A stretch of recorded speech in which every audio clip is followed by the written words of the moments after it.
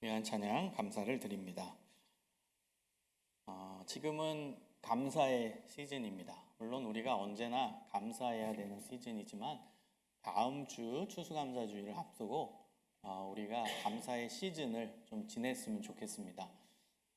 추수감사절, 추수감사주일이 다음 주인데요. 우리가 자칫 잘못하면은 다음 주에만 감사하는 날이지 이렇게 생각하기가 쉽다라는 거예요.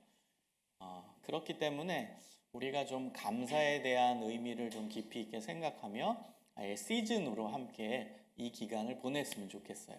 다음 주를 중심으로 해서 그 전주 그리고 그 다음 주, 총 3주죠.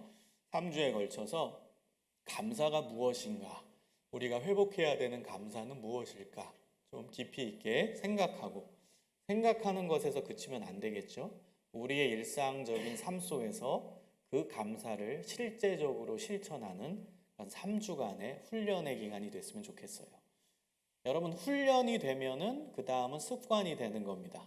습관이 되어야 한다라는 겁니다. 여러분, 감사는 물론 형식화되면 안 되지만 습관적인 우리의 삶이어야 해요. 그래서 우리의 삶으로 되어지기 위해서는 한 3주간의 훈련은 꾸준하게 해야 됩니다. 그때 이것이 우리의 삶의 습관이 되고 삶의 인격이 되고 삶의 능력이 되는 것입니다.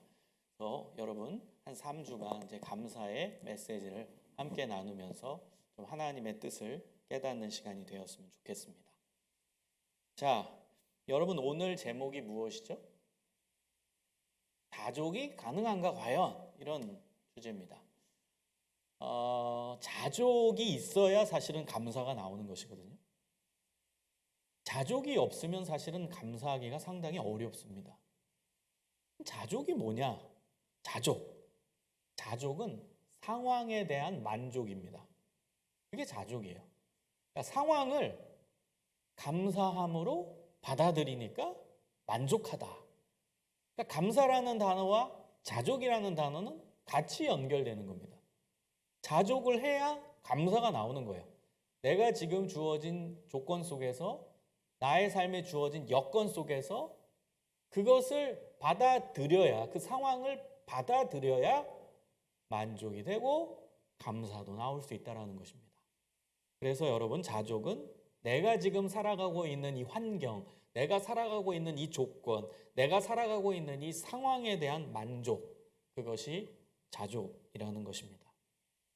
사실 오늘 본문을 쓴 사람은 바울입니다. 바울은 자족을 굉장히 잘했던 사람입니다. 오늘 본문 디모데전서뿐만 아니라 빌립보서에서도 자족을 이야기합니다. 빌립보서 4장에도 자족해라, 자족에 대한 이야기를 하고 있는데요. 제가 한번 찾아서 읽어드리면은 빌립보서 4장, 여러분 혹시 찾으실 수 있는 분들은 찾으세요. 4장 11절, 12절, 13절입니다. 그 본문에서도 자족을 이야기합니다. 자, 빌립보서 4장 11, 12, 13절을 읽으면 이렇습니다. 내가 궁핍함으로 말하는 것이 아니니라 어떠한 형편에든지 나는 자족하기를 배웠노니. 자족이 나오죠. 어떠한 형편, 어떠한 상황에서도 나는 자족하기를 배웠대요. 여러분, 자족은 태어날 때부터 갖추는 게 아니라는 거예요. 배운다라는 거예요. 훈련이 됐다라는 겁니다. 그래서 여러분, 자족은 훈련이에요. 상황에 대한 만족, 이것도 훈련입니다. 그냥 내 성격상 나는 긍정적인 성격이니까 나는 어느 상황이든 긍정성을 발휘해서 만족할 수 있어. 이 차원이 아니에요. 그럼 억울하죠. 여러분, 저도 사실 성격적으로는 긍정적이지 않아요. 저 굉장히 비판적인 사람이고요. 긍정적이지 않은 사람이에요. 많이 바뀐 거지. 그래도 제 선천적 성격은 저는 긍정적이지 않습니다.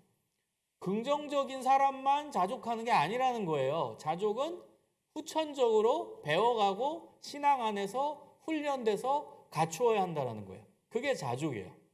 그래서 바울도 나는 자족하기를 훈련해서 배웠다라는 거예요. 그래서 12절에 보면 나는 비천에 처할 줄도 알고 풍부에 처할 줄도 알아 모든 일 곧 배부름, 배고픔, 풍부, 궁핍에도 처할 줄 아는 일체 빌결을 배웠다. 이 사도 바울은요, 예수님을 믿기 전에는 굉장히 잘 나가던 사람이었어요. 그는 집안도 좋았고 돈도 많았고 그리고 최고의 학식, 최고의 공부 다 했던 사람 바로 바울입니다.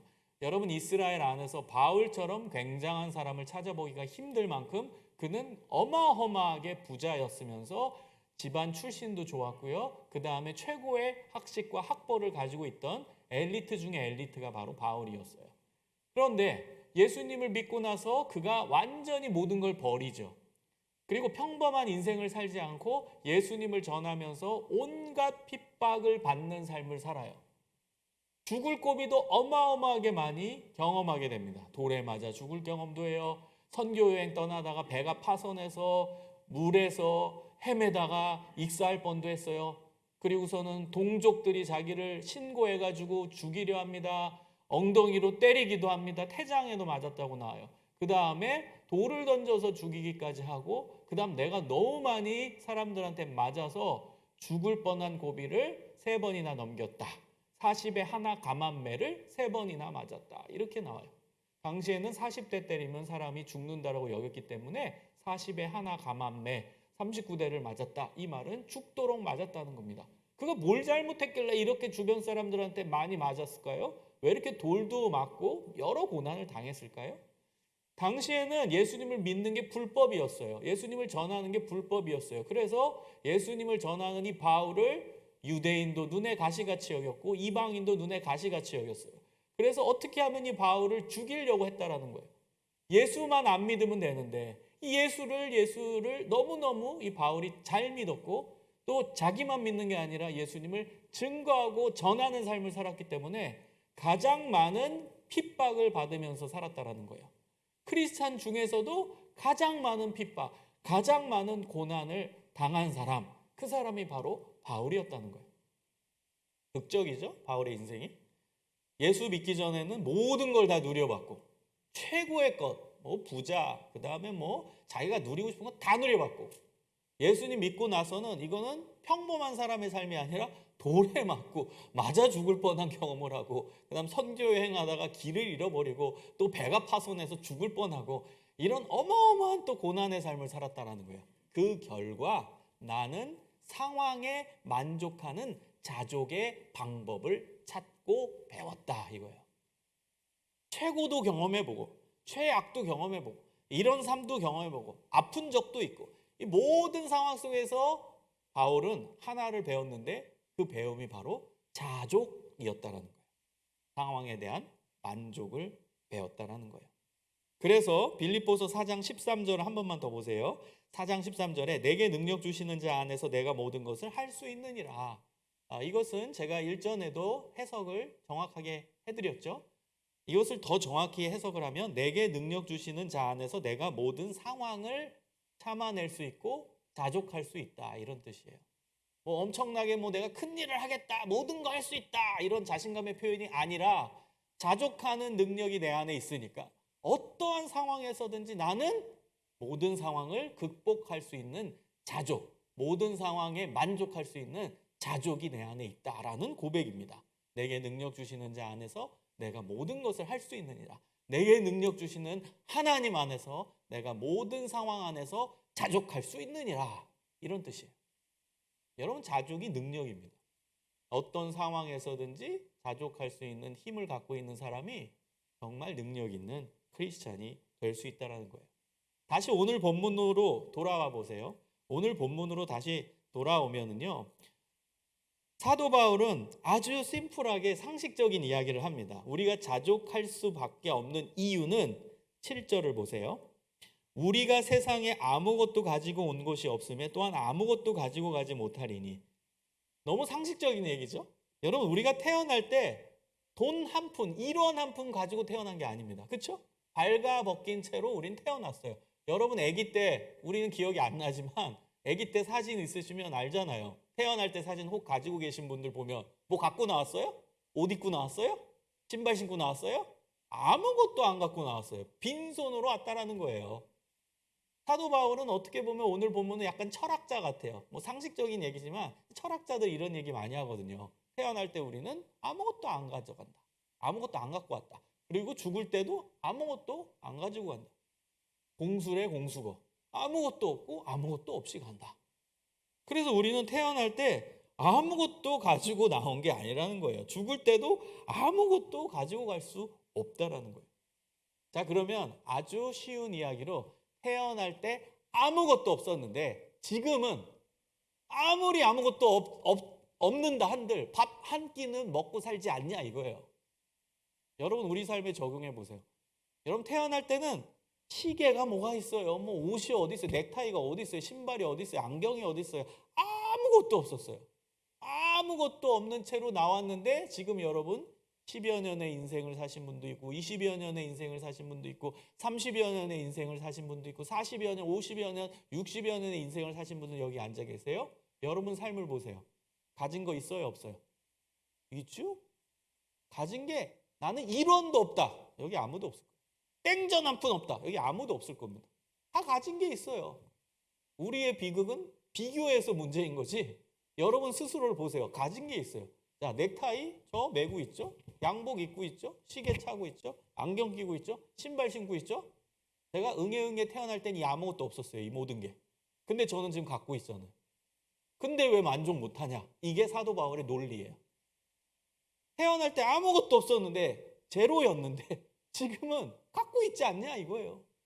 아무리 없은들 밥 한 끼 두 끼는 먹고 살지 않냐? 그럼 된 거 아니냐? 그럼 만족할 수 있는 힘이 여기서 나오는 거 아니니? 이렇게 우리에게 얘기하는 거예요. 우리 손에 아니지 않냐? 이렇게 얘기하는 거예요. 아니 태어날 땐 빵원이었는데 지금은 먹을 거 먹고 살고 그리고 주머니에 지갑에 돈이 조금이라도 있고 그러면 너 성공한 거 아니니?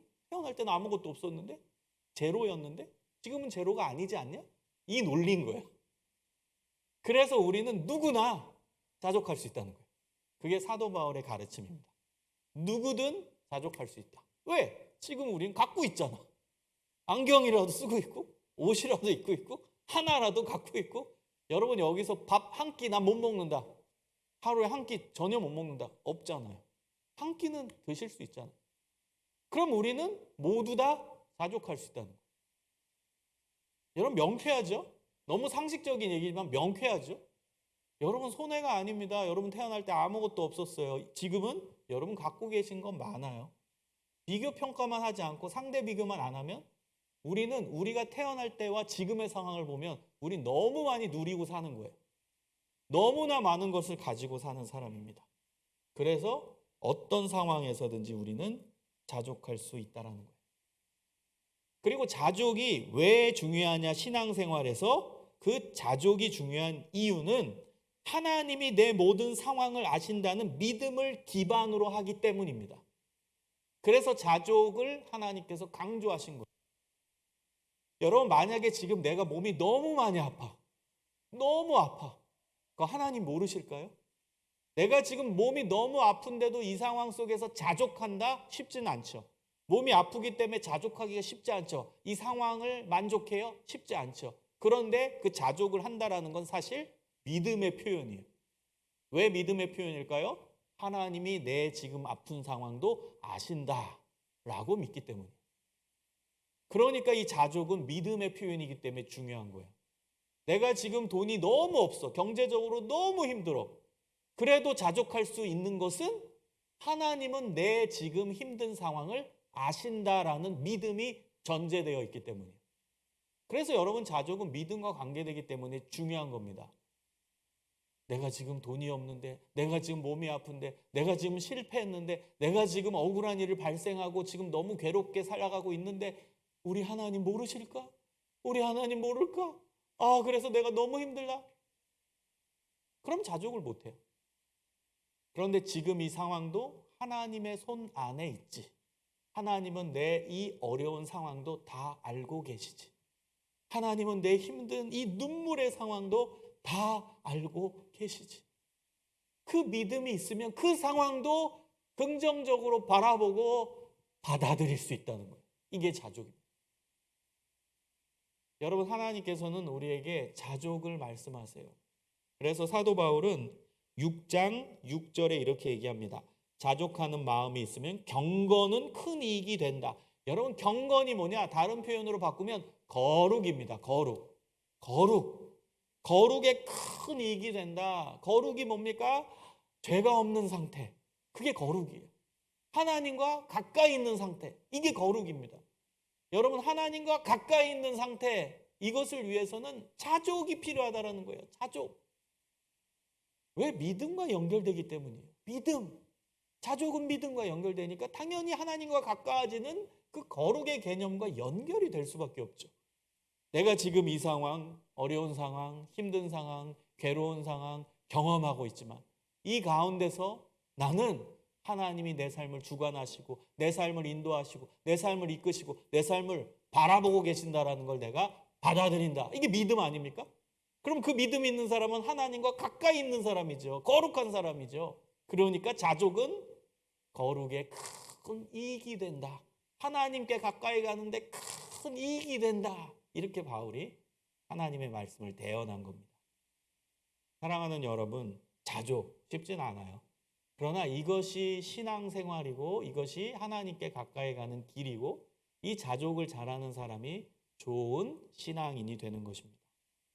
자, 그리고 이제 세 번째 중요한 점은 무엇이냐면 여러분, 자족은 하나님과 동행하심으로 말미암아 나오는 거예요. 사실 오늘 말씀을 듣고 목사님 자족이 안 돼요. 자족해야지 의지로 될까요? 그게 나 지금 불만스러운데 이걸 만족하라. 지금 난 내 생활이 내 상황이 너무 싫은데 만족해라. 제가 어떻게 그렇게 할 수 있겠습니까? 힘듭니다. 이렇게 말씀하시는 우리 청년들이 있을 수 있어요. 힘들어요. 여러분, 자족은요 너무 힘들어요. 이게 뭐 억지로 쥐어짤 수 있는 것도 아니고 지금 내 상황에 내가 만족할 수 없는데 만족하라 하니 그게 너무 스트레스 받기도 할 수 있을 거예요. 그래서 진짜 자족의 능력은 어디서 나오냐? 하나님과 동행함으로 말미암아 사실은 이 자족이 자연스럽게 우러나오는 거예요. 자연스럽게 나오는 거예요. 자족해야지. 지금 자족하기 싫은데, 지금 자족이 죽어도 안 되는데 자족해야지. 억지로 하는 게 아니에요. 그게 무슨 자족입니까? 여러분, 만족이라는 개념 아세요? 만족이라는 감정적 요소가 많이 들어와요. 우리가 선물 받으면 우와 좋다, 만족하다. 이게 감정적 요소죠. 근데 감정을 쥐어짜고 감정을 강요할 수는 없잖아요. 내가 지금 만족이 안 되는데, 내가 지금 뭐 기쁘지도 않은데, 내가 지금 막 행복하지도 않은데 행복을 쥐어짜고 행복해야지, 만족해야지 이럴 수는 없는 거예요. 감정적 요소가 들어오니까. 만족이라는 개념은 감정적 요소예요. 감정은 강요될 수 없어요. 슬픈 사람한테 야 기뻐해, 어떻게 그게 가능해요? 지금 우울한 사람한테 야 우울하지 마, 지금 막 반짝반짝 막 웃어, 막 춤춰, 그게 가능해요? 감정인데. 그래서 감정은 사실 쥐어짤 수 없고 강요될 수가 없어요. 이 자족의 개념은 만족의 개념이기 때문에 사실은 쥐어짤 수 없고 강요될 수 없어요. 그러면 진짜 자족은 어떻게 발생하고 어떻게 형성되고 어떻게 나오냐? 하나님과 동행함으로 말미암아 자연스럽게 나오는 거예요. 여러분, 창세기 39장에 가면요, 이 요셉의 이야기가 나옵니다. 요셉. 여러분, 요셉은 어떤 사람이었죠? 사실 요셉은 현상적으로 봤을 때, 그냥 우리의 삶의 이야기로 봤을 때는 그는 고난의 인생을 살았어요. 마지막에 애굽의 총리가 됐다? 그건 무슨 어찌 보면은 뭐 드라마의 해피엔딩? 그거일 수 있어요. 그러나 그 해피엔딩으로 가기 전까지의 삶의 궤적들을 보면 다 고난, 다 핍박, 다 어려움, 다 힘든 과정이었어요. 여러분, 요셉을 아시잖아요. 처음엔 좋았어요. 딱 드라마의 시작이죠. 처음에는 사랑받는 아들로 태어났어요. 그래서 인정받는 아들이었어요. 그래서 아버지인 요셉이 아버지인 야곱이 요셉을 엄청나게 사랑을 했어요. 그런데 그에게는 형들이 있었죠. 이복 형들이 있었다고요. 그런데 얘를 시기하잖아. 이 요셉을 시기해. 그 결국 스토리 알잖아요. 결국엔 애굽의 종으로 팔려가요. 사랑받는 아들에서 한순간에 죽을 수밖에 없는 위기에 처하게 되는 거예요. 여러분, 당시에 종은요 인권이 없었습니다. 그냥 주인의 손에 달려있어요. 그의 목숨, 생명이. 이거는 죽은 목숨이나 같은 거예요. 이제는 삶의 희망이 없다라고 보시면 돼요. 아니, 내가 지금 종이 돼서 이제 평생 종으로 살다가 평범 이하의 삶을 살다가 죽게 돼요. 아무도 몰라요. 그 종의 인생은 아무도 몰라요. 여러분 고대 사회에서는 종은 이름도 박탈했어요. 종은 이름도 없어요. 몰라요. 그냥 살다가 그냥 그 주인의 집에서 죽는 거예요. 그냥 그렇게 먼지와 같은 인생으로 살다가 끝나는 게 종이에요.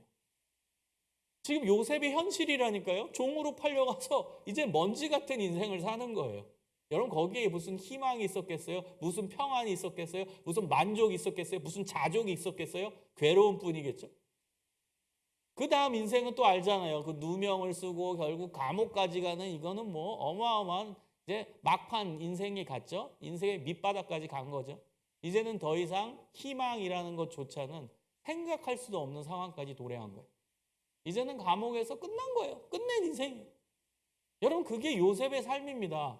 요셉의 삶은 겉으로 봤을 때는요, 전혀 행복하지 않고 전혀 평안하지 않고 전혀 만족이라는 단어를 꺼낼 수 없을 만큼 불쌍한 삶이었어요. 불쌍하잖아요. 아니 요셉이 뭘 잘못했어요, 여러분? 솔직히 요셉이 뭘 잘못했어요? 그냥 잘난 아들로 태어났어요. 그게 잘못한 거예요? 그래가지고 형들의 미움을 받았어요. 아, 이거 억울한 거잖아요. 전 요셉만 보면은 좀 억울해요. 마지막에 이제 하나님께서 애굽의 총리로 삼으시고 생명 살리는 사명을 맡겨주신 그 전까지의 요셉의 삶을 보면 저 너무 불쌍해요. 억울해요. 어떻게 이런 억울한 인생이 있을까? 참 불쌍하게 보여요. 그런데요, 여러분, 요셉이 겉으로는 그렇게 고난의 삶을 살고 그 다음에 괴로운 삶을 살고 힘든 삶을 살았지만 그는 자족하는 삶을 살았어요. 자족하는. 어떻게 알 수 있는 줄 아세요? 한번 찾아보시겠어요? 창세기 39장. 창세기 39장 2절을 한번 보세요. 창세기 39장 2절. 자, 함께 읽습니다. 시작. 여호와께서 요셉과 함께 하심으로 그가 형통한 자가 되어 그의 주인 애굽 사람의 집에 있으니. 여기서 핵심어가 뭔지 아세요? 여호와께서 요셉과 함께 하심으로 그가 형통한 사람이 됐다. 여러분 이게 말이 돼요? 지금 삶은 어때요? 어디로 간 거예요? 지금 이 장면은요, 애굽 사람의 집, 지금 노예로 팔려간, 종으로 팔려간 상황이에요. 여러분 지금 상황은 좀 노예입니다. 아까 제가 설명했죠. 이젠 희망도 없고 난 그냥 먼지와 같은 인생을 사는 그 종입니다. 그런데 성경 하나님의 관점에서는 뭐라고 설명하냐면 하나님이 요셉과 함께 하심으로, 하나님이 요셉과 동행하심으로 그가 형통한 사람이 됐다. 이게 무슨 형통이에요? 지금 종인데, 노예인데 이게 어떻게 형통이라고 말할 수 있어요? 근데 이건 하나님의 관점이에요. 하나님의 관점에서는요, 요셉이 형통하대요. 지금 종으로 살고 있는 이 상황이 형통한 거래요. 여러분 요셉의 입장으로 바꾸면 요셉은 지금 하나님과 동행함으로 그 상황을 자족하는 거예요. 만족하는 거예요. 여러분 3절도 보세요. 3절도 있습니다. 시작. 39장 3절 시작. 그의 주인이 여호와께서 그와 함께 하심을 보며 또 여호와께서 그의 범사에 형통하게 하심을 보았. 이젠 주인이 보고 있어요. 주인 보디발이라는 그 사람의 집에 종으로 팔려갔는데 주인이었던 보디발이 알아요. 여호와께서 요셉과 함께 하심을 보며 또 여호와께서 그의 범사에 형통하게 하심을 봤더라. 하나님과 동행하는 사람을 보게 된 거예요. 이 주인이었던 보디발조차도.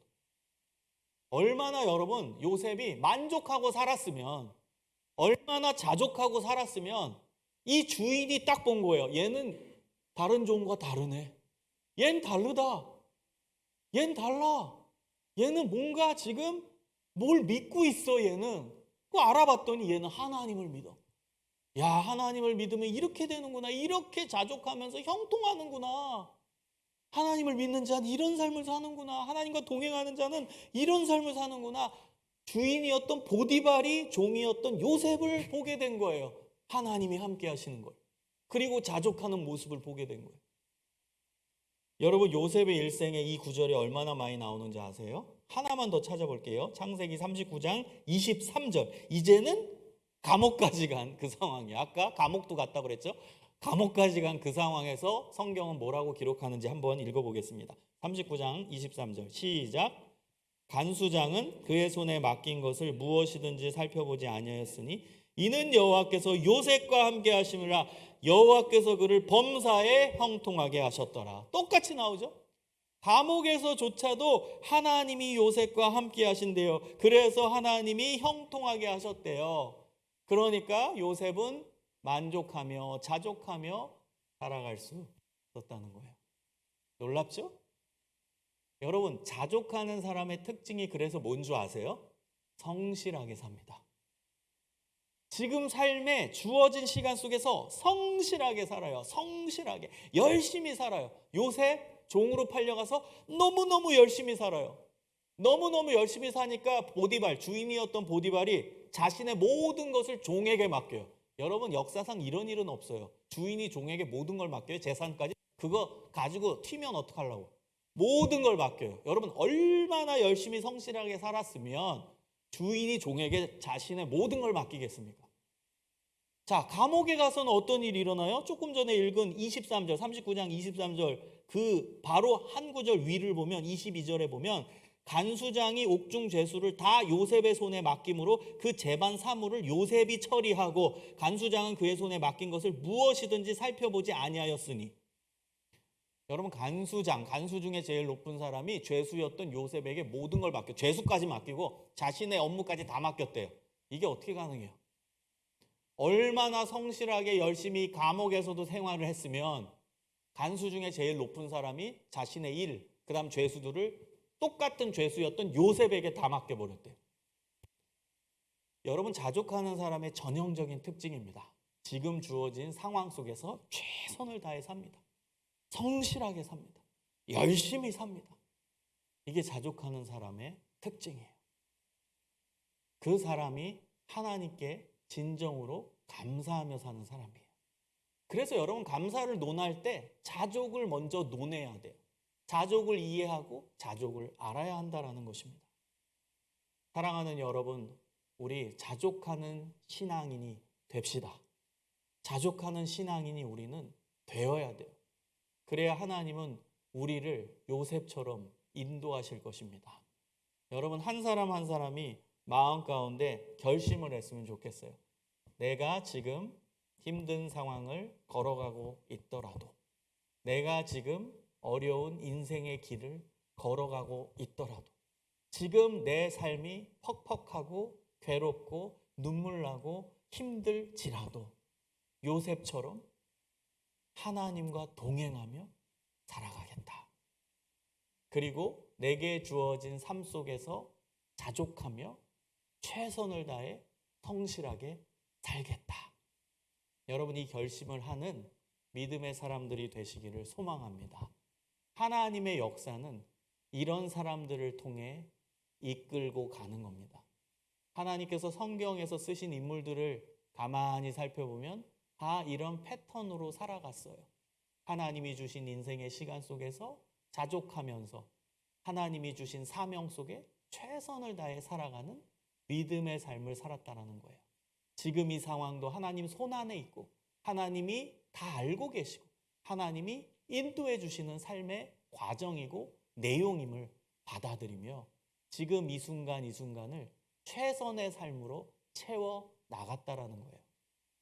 우리 서서문교회 귀한 하나님의 백성들도 요셉과 같은 자족의 삶을 살았으면 좋겠습니다.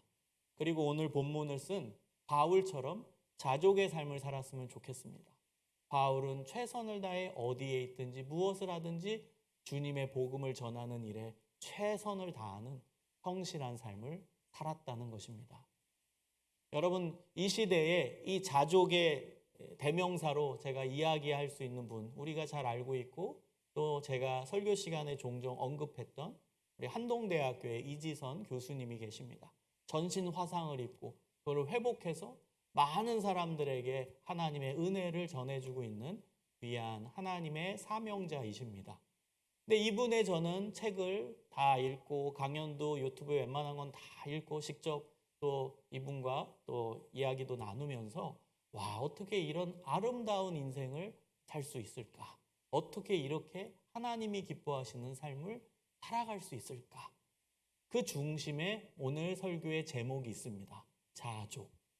이분은 자족의 삶을 사셨어요.